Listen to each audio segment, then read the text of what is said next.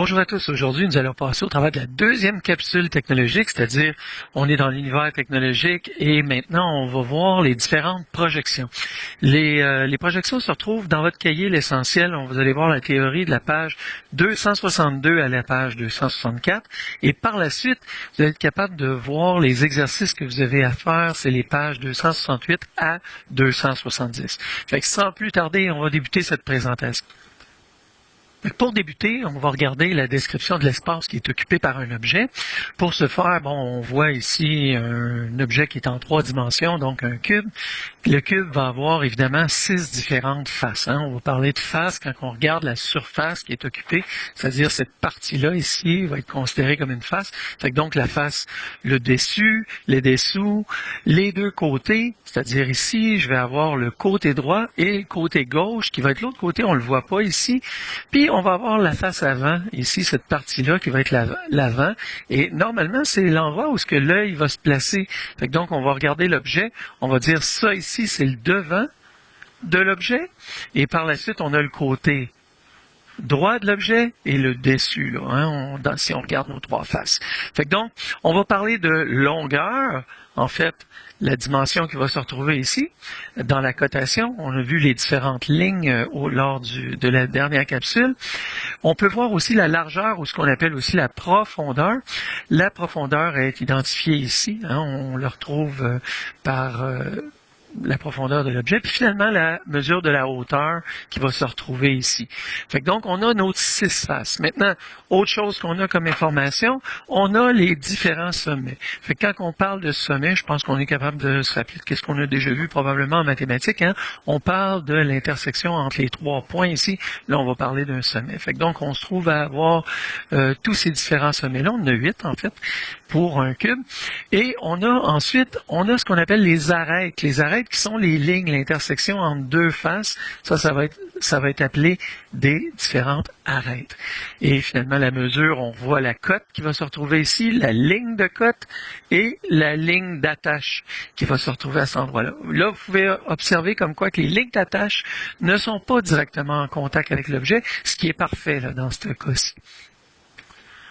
Si on revient toujours à notre cube, on va dire qu'on avait 6 différentes faces à notre cube. Et maintenant, à partir du moment où on va parler de différentes vues. Ça veut dire, si je m'installe en avant de mon cube et ce que je regarde, ça va être la vue de face à cet endroit-là. Fait que donc ça va être la vue de face. Qu'est-ce que je vais voir? Je vais voir la surface qui se trouve être en rouge. Ensuite, si je me déplace du côté droit, je vais voir tout ce qui se trouve être en bleu pâle ici. Puis finalement, la vue dessus va se trouver être ce qu'on voit en vert pour notre objet. Généralement, là, 3 vues suffisent à faire une représentation d'un objet. Et ce sont les vues qu'on appelle les projections à vue multiple sont généralement ce qu'on appelle les vues standards. Vue de dessus, vue de face et vue de droite. Maintenant, évidemment, si on a plus de détails à mettre en perspective, à ce moment-là, il va falloir rajouter des vues. On est capable d'aller jusqu'à 6 vues pour les projections à vue multiple. Maintenant, ici, je vous donne les différentes projections qu'on va retrouver, soit 2 projections orthogonales puis une projection non orthogonale qu'on appelle une projection oblique. Fait que donc, première projection, il faut regarder les dessins. Regardez les exemples qui se retrouvent ici. Là. Vous allez voir le nom de la projection ici, une projection à vue multiple. Dans ce cas-ci, on retrouve une projection à 3 différentes vues. Comme que je vous disais tantôt, ce sont les vues standards. La vue de dessus qui apparaît en vert, la vue de face qui apparaît en rouge et finalement la vue de droite qui apparaît en bleu. Fait que donc, une projection à vue multiple, c'est pareil, on regarde la vue et on ne voit aucune autre facette de l'objet.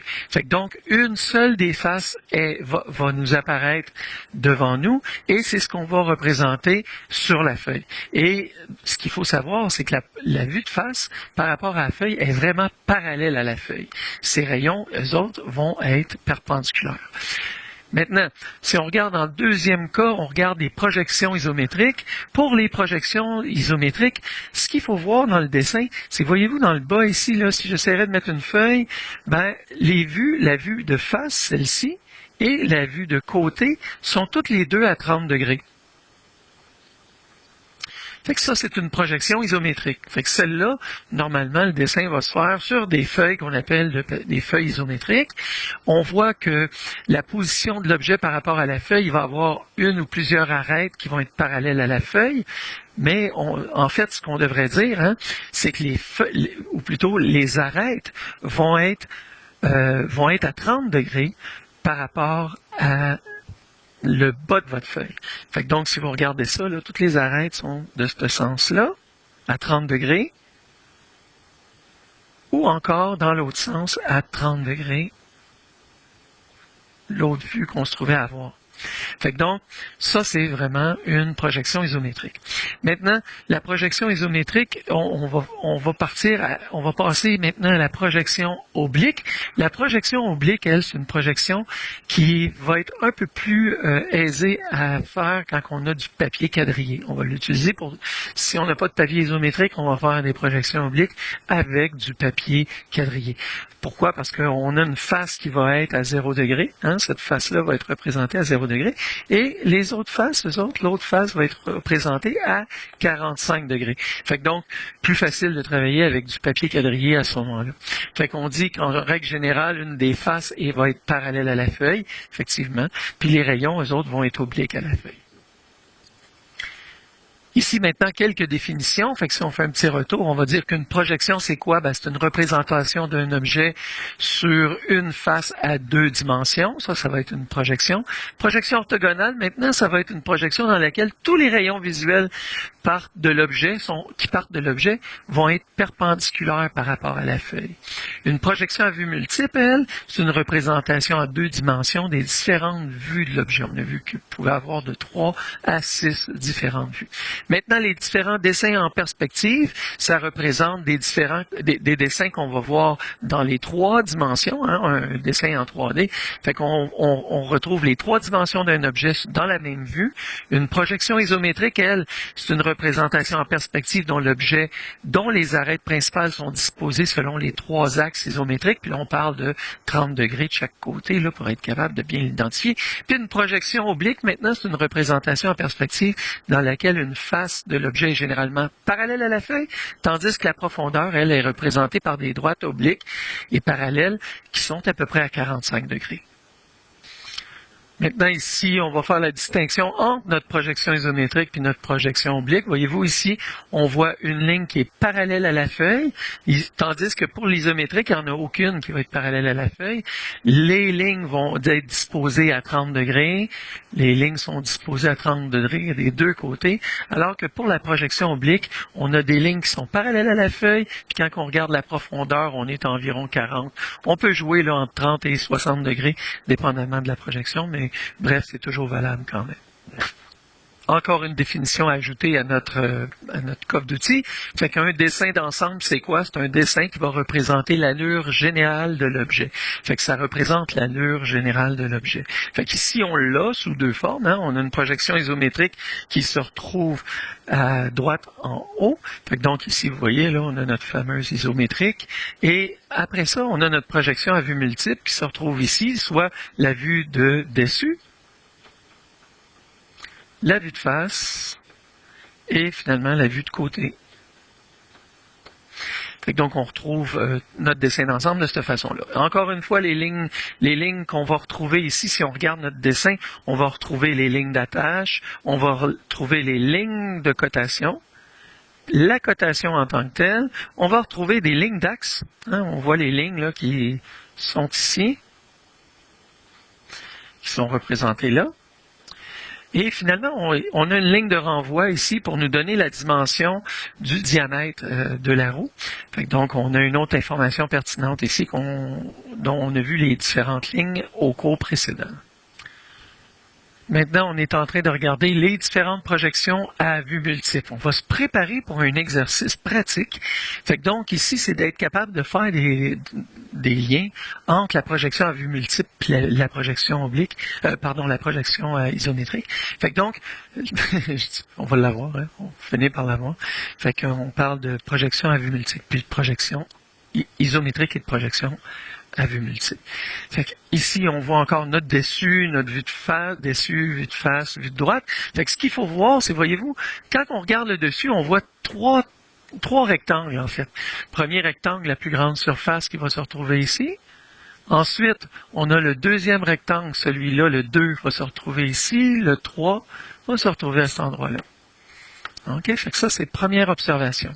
Maintenant, quand on fait la vue de face, on va observer qu'est-ce qu'on retrouve. On va retrouver, avec la vue de face, on va retrouver une première partie qui se retrouve dans le bas, ici. Puis la deuxième partie va se retrouver, ça représente tout le côté, là, la partie du numéro 2. Finalement, la vue de droite, si on regarde de droite, on va voir cette première partie qui se trouve ici. Première partie qui se retrouve ici. Puis finalement, le petit rectangle qui va se retrouver en haut va représenter la vue de droite. Donc, on y va avec un autre exemple. Bon, ici maintenant, ce que j'essaie de faire, c'est de vous demander qu'est-ce qu'on va voir quand on va regarder sur le dessus. Hein? Première partie, on regarde le dessus, on dit, quand je pose un regard sur ce dessin isométrique-là, qu'est-ce que je vais me trouver à voir quand je vais être sur le dessus? Fait qu'en fait, il se trouve à y avoir deux parties. Hein? La première, celle qui va être le plus rapprochée de nous, parce qu'on se rappelle que notre œil va se situer environ ici, là, quand on va démontrer les différentes parties. Fait que donc, si je le regarde, ça va être le bas de mon image, et ça ici, ça va être le haut. Fait que donc, je prends cette image-là, je suis sur le dessus, et je vais tenter de la convertir. Fait que donc, dans le bas de l'image, je devrais voir un rectangle parce qu'il n'est pas capable de voir qu'il y a une pente ici, là-dedans. Là. Fait qu'on va voir le premier rectangle qui va être la première partie, puis on va voir un deuxième rectangle qui va être la deuxième partie. Vu qu'on n'a pas de ligne, on ne devrait pas avoir autre chose de plus. Fait que je vais essayer de descendre ça un peu pour vous montrer. Effectivement, voyez-vous, ici, on a notre première partie en bleu, deuxième partie en rouge. Maintenant, quand je regarde maintenant pour... qu'est-ce qui se passe quand j'ai ma vue de face? La vue de face, si vous regardez par ici, encore une fois, avec votre œil, ben, qu'est-ce que vous allez voir? Vous allez voir le bas de l'objet, le bas de la vue va être ici, et le haut va se trouver être ici. Donc, on va voir une partie qui va être verte, et une partie qui devrait être jaune. Donc, on va descendre ça un petit peu pour aller voir qu'est-ce que ça nous donne.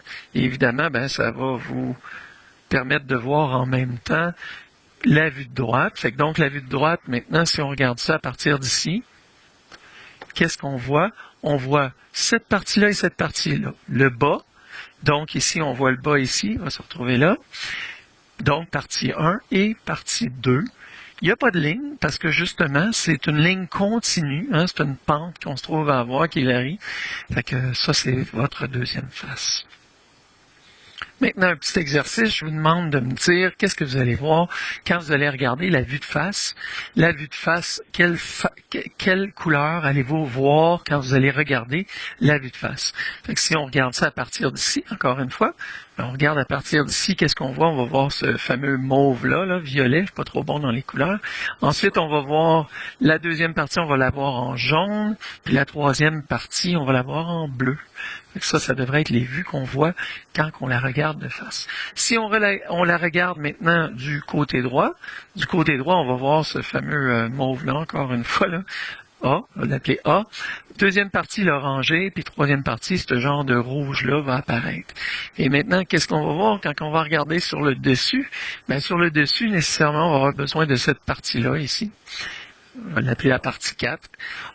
Est-ce qu'on verra pas le 3 ni le C, parce qu'ils sont comme à 90 degrés par rapport à la partie numéro 4, donc on les verra pas. Par contre, on va bien voir cette partie-là, la partie 2 et la partie B, parce qu'elles sont en angle. Fait que donc, on a trois parties ici qu'on devrait voir, soit le vert, le jaune et l'orangé. Donc ici, on retrouve nos différents résultats. Encore une fois, la vue de dessus, on associe bien, mettons que je vous indique ça, 1, 2 et 3. 1, 2 et 3, parce qu'il y a une pente. Les autres n'ont pas de pente, c'est vraiment 90 degrés, on n'arrive pas à les voir. Après ça, je m'en vais à la vue de face, la vue qui est à partir d'ici. On voit bien l'orangé, cette couleur-là, là, plutôt on va l'appeler, on ne sait pas trop, avec un jaune dans la partie B qui va être ici, puis finalement le bleu là, qui va être en haut. Maintenant, de l'autre côté, je regarde ce côté ici, je vais voir les différentes, on va l'appeler, mettons, Z, Y et X. Fait que donc, X, Y et Z, troisième partie. Fait que donc, un autre exercice maintenant, on va s'en aller vers un autre exercice pour se familiariser. Dans ce cas-ci, encore une fois, je vous demande qu'est-ce que vous allez voir si vous avez une vue de face. Bien évidemment, vous allez voir cette première partie-là. Maintenant, vu qu'il se trouve à y avoir une pente ici, le bleu, c'est sûr qu'il va apparaître. Celui-là, on ne semble pas voir une pente. Fait que donc, s'il est parfaitement droit, on ne le verra pas. Puis celui-là, il devrait avoir aussi une forte pente. Fait que nécessairement, on va tout voir ça là, du côté de la vue de face de notre objet. Maintenant, si on essaie d'identifier la vue du côté droit. La vue du côté droit, elle va être représentée par l'orangé qui est ici. Elle va être représentée par ce bleu mauve-là, là, et finalement par le jaune qui se trouve être ici. Puis, comme dernière situation, quand je regarde sur le dessus, je devrais voir cette partie-là, je devrais voir cette partie-là qui est en angle, puis finalement cette partie-là. Fait que rapidement, on va aller voir qu'est-ce que ça nous donne. Si je passe à la page suivante et on regarde, voyez-vous encore une fois, partie 1, 2 et 3, 1, 2 et 3 qui se retrouvent ici. Ensuite, maintenant, par rapport à la vue de face, vous voyez qu'on ne voit pas du tout la partie 1 quand on est de face. Fait qu'ici, je vais dire A, B et C. Fait que donc, A, B, parce qu'il y a une pente, et C. Celle-là est à 90 degrés, donc on n'arrive pas à la voir. Si on serait incliné, là, on ne verrait pas. On arriverait complètement avec une ligne droite. Et finalement, la vue de côté, si on regarde la vue du côté droit, la vue du côté droit, on va avoir la partie qui se trouve être ici. Fait que 1, 2, 3, on retrouve première partie l'orangé, la deuxième, celle qui se trouve ici, et finalement la troisième, celle qui va être en jaune. Donc ici, on augmente encore le niveau de difficulté, toujours avec la vue de face. Qu'est-ce qu'on va voir? Bien, on va voir uniquement la partie qui va être en rouge ici, cette partie-là, qui va être en rouge. Ensuite, quand je regarde la vue du côté droit, je vais voir du bleu, je vais voir du orangé et je vais voir cette couleur-là là, qui s'apparente à un c'est pas trop quoi. Finalement, quand je regarde la vue dessus maintenant, c'est là que la difficulté se pose, parce que là, je vois plusieurs choses. Dans un premier temps, je vais voir le vert qui va se retrouver ici. Je vais voir aussi ce genre de petit bleu mauve ici, puis je vais voir le gris qui est ici, là, maintenant. Donc, on voit trois parties. On va voir aussi le noir, le noir qui est apparent dans cette grande partie-là. Maintenant, une autre observation qu'on doit faire, voyez-vous que les côtés qui sont en gris sont plus étroits que les côtés qui vont être en mauve ici. Fait que donc, il faut faire attention à ça. Fait que donc, on va aller voir qu'est-ce que ça nous donne comme résultat. Si je fais Clear Ink et je passe à la page suivante, voyez-vous? Dans notre vue de dessus, c'est là que la difficulté se posait. On voyait la partie en noir. Puis évidemment, vu que c'est un demi-cercle qu'on se trouve à voir, plus on va être vers l'arrière, plus la partie va être large, plus les parties du gris vont être étroites, et plus le mauve va être large, puis finalement avoir une partie verte complètement intacte ici. Fait que donc, si on regarde la vue de face maintenant, vue de face, vous voyez, on retrouve notre rouge qui se retrouve en entier. Voyez-vous la petite ligne qu'on voit, la ligne tiretée qu'on voit là, c'est une ligne de contour cachée, une autre ligne qu'on a appris au départ. En fait, qu'est-ce qu'elle représente, cette ligne-là? Elle représente le fond, le bas. Oups, je suis pas à la bonne place là, mais c'est le bas du cylindre. Ça veut dire que la partie ici, là, ça serait cylindrique, hein? Ça devrait être difficile à concevoir, mais c'est cette partie-là ici qui va se retrouver en ligne tiretée d'en avant en arrière. Puis finalement, si je le regarde du côté droit, ben on retrouve les trois couleurs telles qu'on a vues. Donc, on parlait du bleu, du orangé et du violacé, là. Pour terminer, vous avez plusieurs exercices qui sont disponibles en ligne. Je vous ai donné 2 sites qui sont très intéressants. Un qui est en anglais seulement, malheureusement. Je vous ai donné le lien, il se retrouve en bas ici, là, que vous allez pouvoir aller voir. Puis évidemment, il va se retrouver aussi, ce lien-là se retrouve sur mon site. Fait que vous allez être capable d'y accéder. Même principe pour le second lien qui est en français. Vous êtes capable de l'avoir en version française. Puis vous pouvez construire et déconstruire des blocs. Et ici, ce qui est intéressant, c'est qu'on cherche à avoir des constructions. On va vous donner, si vous avez la construction la plus parfaite, vous allez avoir un vert. Si votre construction est incomplète, à ce moment-là, vous allez avoir un genre d'orangé. Puis si la construction n'est pas bonne, vous allez être en rouge. Fait que donc, il y a moyen d'aller chercher, avec le moins de blocs possible, les différentes vues que vous allez retrouver qui vont vous être présentées. Fait que vous, on vous demande de tenter de dessiner ça. Évidemment, vous pouvez, quand vous ajoutez des blocs, vous cliquez sur construire, qui est ici. Puis quand vous voulez enlever des blocs qui étaient trop, vous faites détruire, puis vous faites juste cliquer, et à ce moment-là, les blocs vont disparaître. Fait que là-dessus, je pense avoir complété la capsule. On va aller voir rapidement. Cette capsule-là est un préalable à un jeu de projection orthogonale que vous allez faire en classe. Fait que je vous le dis tout de suite, là, il faut avoir déjà une introduction. Si vous n'avez pas vu cette capsule-là et vous arrivez devant le jeu, vous allez avoir beaucoup de difficultés. Fait que je vous invite fortement à vous préparer en regardant la capsule. Puis le jeu va se faire en équipe de 2. Il va falloir, dans un premier temps, s'assurer que vous avez toutes les pièces à votre disponibilité avant même de commencer pour que je puisse vous donner s'il vous en manque. Puis vous me demandez une grille d'évaluation. Vous allez le retrouver normalement directement sur votre table, mais juste au cas où, là, vérifiez que vous avez bien votre grille d'évaluation. Vous réalisez les figures à l'aide des projections orthogonales qui sont données dans le petit document. Et dès que la projection est faite, vous pouvez la faire évaluer. Et moi, je vais circuler à travers la classe pour pouvoir faire les évaluations. Fait que là-dessus, je vous le dis, on court beaucoup, mais vous allez vous amuser en masse. Je vous souhaite un très bon cours.